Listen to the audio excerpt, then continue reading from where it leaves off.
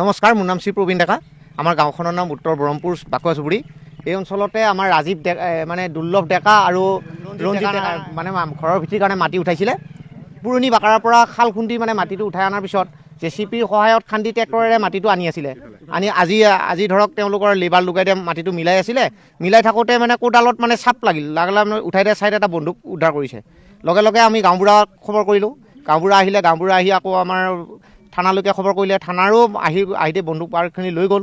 লৈ যায় আমাৰ মানুহখিনিও যথেষ্টখিনি অলপ ভয়াতুৰ হৈ আছিলে, যিহেতুকে বন্দুক বাৰু তেনেকৈ দেখাই নাই। ধৰক আমাৰ গাঁও অঞ্চলত এনেকৈ মাটিৰ তলৰ পৰা উদ্ধাৰ হোৱা হেতুকে মাটিখিনি পুৰণি বাকাৰা বুলি এটা আমাৰ ঠাই আছে, তাতে এটা পুৰণি খাল আছিল। তাতে খালটো তাৰমানে খুন্দাৰ ফলত তাৰ পৰা এই মাটিখিনি অনা হৈছিলে। এইটো ৰাজহুৱা নহয়, এইটো গৃহস্থৰ মাটি। এইটো খান্দিছে, এইটো গৃহস্থলীয়া মাটি, গৃহস্থলীয়া খাল খুন্দিছে। আকৌ আগৰ পুৰণি খাল আছিলে সেইটো, এতিয়া নতুনকৈ আকৌ বঢ়াইছে তাৰমানে খালটো।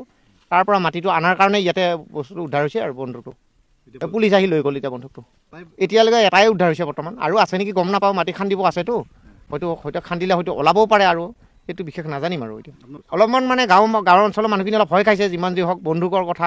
কাৰণ ক'ত বা কি কেনেকৈ ওলাল, ক'ত কি কথা পাতা আমিতো ইমান এটা গম নাপাওঁ।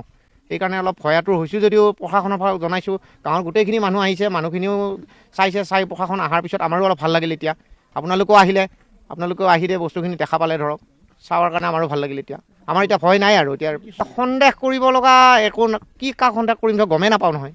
কাৰণ এই বস্তুটো কেতিয়া কিমান যুগতে আনি দে থৈছিলে, এইটো বহুত পুৰণিকলীয়া বস্তু। এইটো এতিয়া গম নাপাম, এতিয়া কোনে কেনেকৈ থৈছে সেইটো বিষয়ত আমি অৱগত নহয়, যিহেতুকে দেখাই নাই। খান্দা জেগাখিনিত হয়তো গ'লে আপোনালোকে পৰীক্ষা কৰি চাব পাৰে। তাতে অতি পুৰণিকলীয়া জেগা, আৰু সেই জেগা এতিয়া সন্দেহ বুলি ক'লে অনুমান মানে এতিয়া কোনোবা দুৰ্বৃত্তৰে কাম হ'ব হয়তো। এইটো এতিয়া ধৰ আজিকালি প্ৰশাসনে সকলোবিলাকতে তালাচী চলাই আছে। তেনে ক্ষেত্ৰত হয়তো কোনোবা দুৰ্বৃত্তই হয়তো সেনেকৈ থৈ দিব পাৰে। কিবা বেয়া কাম কৰি আহি হয়তো সাৰিব নোৱাৰি, ঘৰত নাৰাখি মাটিৰ তলতে পুতি থ'ব পাৰে।